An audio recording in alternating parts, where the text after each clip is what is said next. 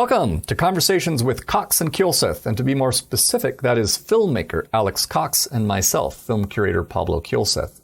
Alex will join us by phone from his home in Oregon, while I sneak away from my office to call him from one of the projection booths used by the International Film Series, which has been screening foreign and independent movies at CU Boulder since 1941. We will keep our chats to about 20 minutes as we discuss whatever movie-related topics grab our fancy. Thanks for joining us. Okay, action.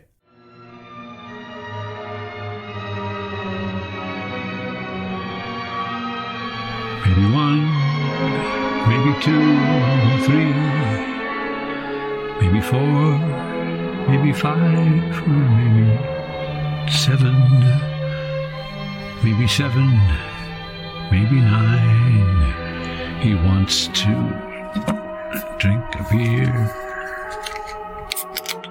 Внимание! Говорит Москва! Говорит Москва! Работают все радиостанции Советского Союза. Передаем сообщение ТАСС. Pablo, Alex, how are you? I am okay, sir. How about yourself? I'm very well, thank you. Nice. And I'm recording this in a new environment. Ah, you're not in the closet anymore? I'm not in the closet, having gone from the hut to the deck to the closet for the last couple of recordings. I'm now in the back of the pickup truck. Ooh, well, that'll be exciting to hear the differences. Because it's kind of got it doesn't have lots of glass windows, and it's got a kind of if it's not soundproofing, then at least it's some sort of insulation. So we'll see how this works. We look forward to the thoughts of our auditors. Yeah, no, you sound good to me, honestly, and it's good to talk to you. And yeah, thanks for taking the bait. Basically, just to let our listeners know, the other day I was leafing through a catalog of the Toronto Film Festival from, I don't know, I think 10 years ago or something, and I saw that they had paired up two science fiction films from the early '60s. One was from the USSR and one from Czechoslovakia. And I knew about the latter one because you, sir, turned me on to it. IKARIE XB1. Yeah. Directed by, how do you say his name? Jindřich Polák? Is that right? I don't know. I'm not capable of speaking any Eastern European languages, so I don't know how to pronounce the director's name, but it's a tremendous film. Well, it was released in 1963, and it has an ending that might seem familiar to people who've seen Tarkovsky's Solaris, which came out almost a decade later in '72. Or Kubrick's 2001. Oh, a little bit. Yeah, a little bit.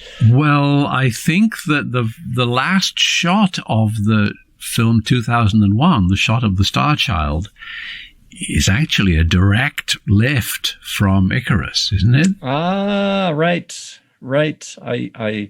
I'll have to do a little search, but it would make sense. It seems like this IKARIE XB1 actually had probably an outsized impact, I would think. It's very good, it's very good, and the special effects are very good, and the story is very good, and the acting is very good. It's really, it's just a good film, and it's actually been orbiting around recently thanks to a 4K restoration.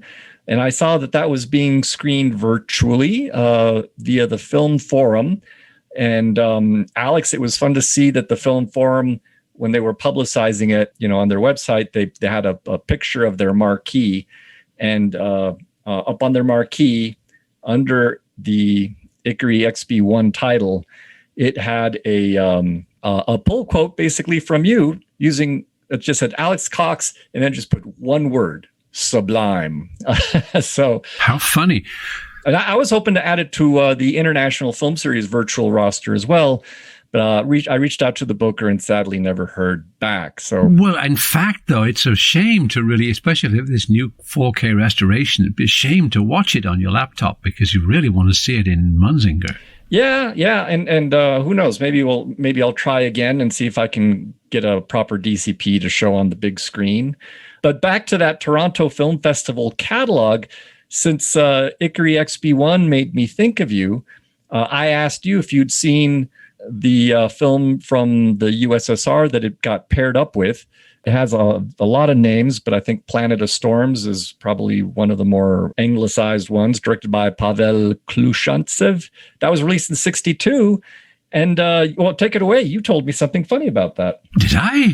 Something funny? I don't remember anything funny. The funny story I had was about Icarus, because one of your colleagues... Oh, okay. One of your colleagues at the University of Colorado, I had written an article in The Guardian, I think, about these films, about Planet of Storms and Icarus. And I just said how good Icarus was.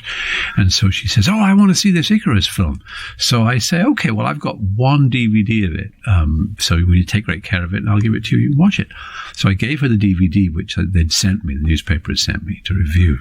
And a few weeks went by and I asked her, had she watched it? And she said, oh, no, that DVD that you gave me, I sat on it and it broke. Just snapped it in This two. was like a tenured university professor, you know. And that's something that would just get you fired off of any movie set in the world. If you were like a PA and you did that, you'd be history. But anyway, luckily, of course, I had made an illegal copy of it before I lent it to her. So it was still viewable. Yeah. But no, I don't really have anything funny to say about Planet of Storms. It's really a clunkety film. I mean, it's got some kind of charming special effects, but it really comes to life. They've got guys in Godzilla suits, you know, and they're shooting them with revolvers, and what's the point of it, you know? And you think it's like just the hokiest and badliest made kind of hardcore science fiction men in spacesuits movie where the poor woman is relegated to like being stuck in space and orbiting the planet while the men have the adventures. But then at the very end of the film, it takes a surprising turn when one of the boring astronauts finds this artifact. And it's like the best alien artifact ever in a movie, I thought. And so it really turns the film around and makes you think, well, wait a minute, this film's got something to it after all. So I was impressed seeing Planet of Storms again, how well that surprising ending held up. And what did you think of it? Yeah, I'm gonna disagree with you a little bit on this one. Again, I'd never seen it before, and you actually told me it was on YouTube, and the quality of what's up there on YouTube is actually pretty good. The other thing the differences between, I mean, there's a lot of differences, but IKARIE XB1 is a black and white film, whereas the Planet of Storm is colored. It's got a kind of a unique color palette. And I had to say that I really dug the look of it and the spacesuits. It reminded me of sort of a EC Comics when the science fiction stories that would be printed in those in the early days. Yeah, no, I agree with you. The spacesuits are well designed, and the first alien being that they encounter, there's this giant kind of plant which tries to absorb a man. Oh, that plant's great. That was really good. It's like a tarantula plant or something like that, but it has tentacles, and it's that prototypical sort of tentacled alien thing that's sort of dangerous, and I also there was I like the robot and how the poor robot that ends up helping the two humans cross a river of lava. Yeah, no, that's kind of good. No, I agree with you about that too. The robot is good, and also there's a good in-joke or a good space joke because the robot is like an American product, right? That they've brought on the space journey because the Russians have done everything else, but they're not as far advanced in robot technology, and so that's why the robot is called John. Oh, I missed that detail. It's an American robot that they bought, one of the scientists bought to bring along, and so that's quite ironic that the film is this sort of 1962 Soviet adventures in space, but they bring the American robot with them. Well, I looked it up in, I've got this big Overlook Film Encyclopedia that's edited by Phil Hardy, and I looked it up in there, and he's a fan for sure. He says that the result here is the best straightforward, unpretentious science fiction space travel movie made in the USSR. And he says, as in his book, this was like, a fast-paced adventure story. And I'd agree with him. After the 20-minute mark, it really gets moving. And there's just something happening just about every 5 minutes from that point on. But then, of course, the other interesting story about Planet of Storm, or Planeta Berg, or Planeta Berg, yeah, or Storm Planet, but is that it basically got cannibalized twice by Roger Corman, who then farmed it out to what was it? There was a Voyage to a Prehistoric Planet that was 1965, and then there was Voyage to the Planet of Prehistoric Women from, I think it was 67. And that one had Mamie Van Doren in it, and she's sort of alongside, 6 other blonde, telekinetic blondes on a beach, and he tries to kind of match up some of the footage from Planet Storm with the stuff that he shot. Yeah, it's interesting that, because I took a look at both of the ripoffs as well, or the Corman recuts. And it is bizarre because the first one it's a little bit closer to the storyline of Planeta Berg, but they've shot extra footage like Raymond Burr in Godzilla. They've shot Basil Rathbone in a lab, and cut him into the story, and that was done by Curtis Harrington, the director of Night Tide. I love Night Tide, yeah. And it has a great octopus scene. But not to be content with having messed up the film one time, Corman did it again 2 years later, and this time he did it with Peter Bogdanovich. That's right. And so the second time around, the director was Peter Bogdanovich, and there's this great introductory sequence, which is like, man's future among the stars. And it sounds just like some nonsense you would read on the Ars Technica site, some glorious thing about Jeff Bezos or Elon Musk, because they're going to go to Mars in their tin can, and it's the same. It's amazing. So it's interesting in both senses what artifacts the films are, both the original Planet of Storms and its 2 spin-offs. Yeah, I think, I just can't help but think that when, Bogdanovich gets the assignment and he's like, okay, I've got to do something. So, let's see. I would like to be surrounded by 12 topless blondes that, and we're they're not completely topless. They have clamshells or, these dangling clam things. Yeah. I mean, his aspiration was much greater than the aspiration of Curtis Harrington. Well, but then the other fascinating thing is that so Bogdanovich has these women who are like sirens with telekinetic powers, and in Curtis Harrington, and of course I'm so fond of his Night Tide, which has one of the great mermaid sort of themes in movies, and so again you have the sirens, you have the mermaid sort of imagery being evoked in both of the Corman versions. Yeah, and now one question that I had for you was the Peter Bogdanovich didn't actually he used a what do you call it, a pseudonym So did Curtis Harrington. Neither of them took a credit. Curtis Harrington called himself John Sebastian, and Bogdanovich called himself Derek Thomas. Why do you think that was? I mean, because they were just. I mean, this was like the first thing Bogdanovich did, right? So it was. You'd think that he might have been a little more eager to, get a credit for something right out the gate. No, I think they were ashamed, because what they were doing was such rubbish. I mean, it was much as it's entertaining to talk about and see, on archive.org. But if I'd have paid money to watch Voyage of the Planet of Prehistoric Women, I'd have wanted at least half my money back. Yeah.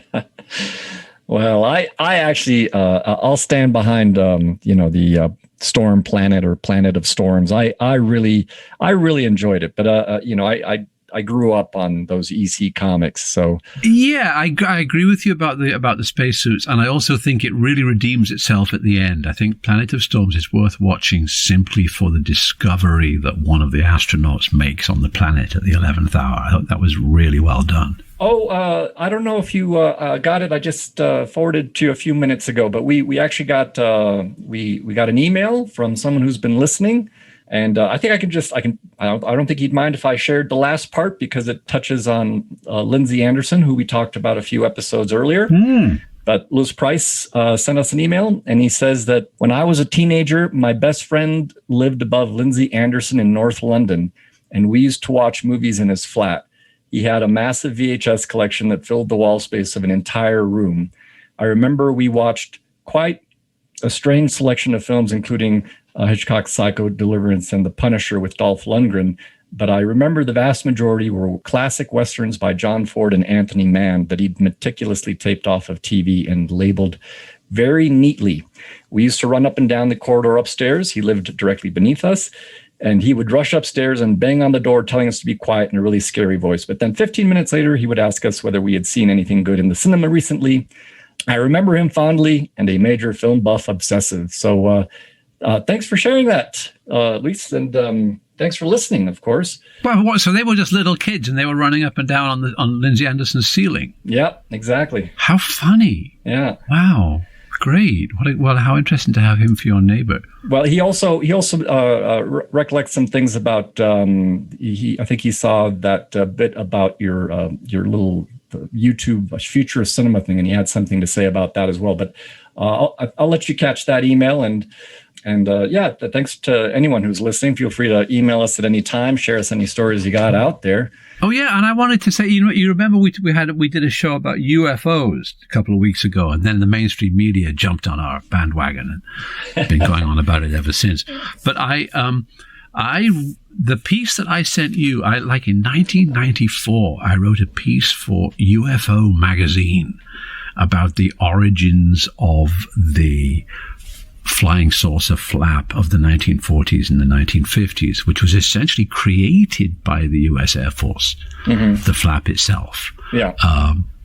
And it seemed as a cover for black aviation projects like the SR Blackbird and the U-2. And so anyway, I have now uploaded that piece that I sent you that I wrote originally in 1994 for UFO magazine.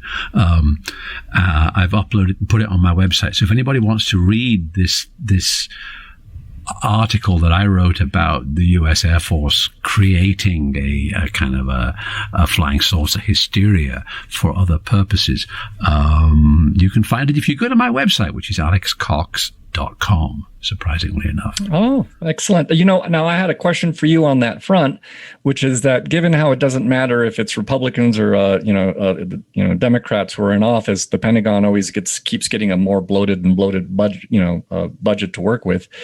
But why hasn't the military-industrial complex capitalized on the UFO sightings and the uptick in them, or the fact that there's more reporting on it, to actually try to drum up more, and I'm not advocating this at all. I hate the fact that the military gets so much money, but I'm just wondering why they don't actually get behind it and double down on it, as opposed to like trying to, scuttle it under the carpet. That's. Well, they haven't they? Because we get our information primarily from unnamed intelligence sources, and haven't we just heard over the last week? Hasn't the official narrative changed? Like 3 weeks ago, when we did our show, the official narrative was, "Wow, it's flying saucers from outer space, and Congress is going to release a report any day now that'll ... And then the narrative changed over like a 10-day period to it's Chinese and Russian high technology aviation projects, which we're unable even to track. They're so far ahead of us, and they shake that tin again, for a bit more money. So it's pretty much the same old story, I think. I mean, it's just the media in lockstep with their Operation Mockingbird instructors. Well, we'll see what happens, I guess. Or we won't see what happens, more likely. But yeah.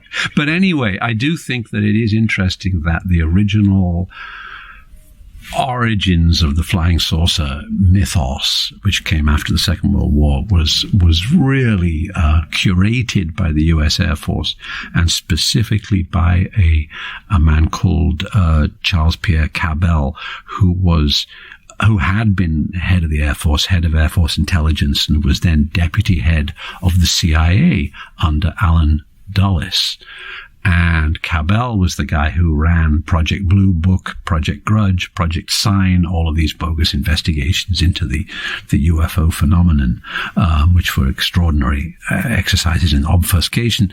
And after he was fired from the CIA, following the Bay of Pigs debacle, he retired and went back to his hometown of Dallas, Texas, where his brother was the mayor. So I think that's an interesting story, and that's the little story that I told all those years ago, which I've just revisited for anybody who cares about these arcane things. And you, what's up with you? What's up? You're scheduling the IFS for actual physical presence in the fall semester, right? I am still waiting. You might actually find this kind of funny, but when COVID hit and everyone went to remote, CU basically whittled down the offices of central scheduling. And so it was a skeleton crew, totally overworked. And the person that we've been trying to get a confirmation for the venue for a couple of days ago told us that she's quitting. So we're still in a wait and see in terms of getting a very firm confirmation. But I have enough confidence that I've already made my first bookings to bring you, of course, out there in September so that we can show your films. Excellent. And you can be one of our special guests. And I'll be getting on the phone to call a few other folks to see if they'll help us celebrate our 80th anniversary, which I'm very excited to do. Yeah, congratulations in advance. Yep. And you don't even look at a day over 80. I can't believe it. I mean, you must be, that probably means you're about 98 years old. Well, see, now we don't use Zoom, and so you can't see what I look like right now, Alex, but I assure you I look much older than my years at the moment. But no, I've only been there I've been there almost 30 years, so that's a chunk of time. Yeah. No, that's right. And what's even crazier is that I've been watching movies at the International Film Series since I was in junior high school. The IFS. Well, fingers crossed it'll all be back. Fingers crossed everything will go swimmingly and there'll be movies in Munzinger again, because it is a great venue. It's a fantastic theater. I look forward to it. And I look forward to talking to you next week. Yes, me too. Very nice chatting. And let's see what people think about the quality of my audio in this pickup truck. All right. Let us know. All right. Okay. Ciao. Ciao. And cut. Okay, that's a wrap.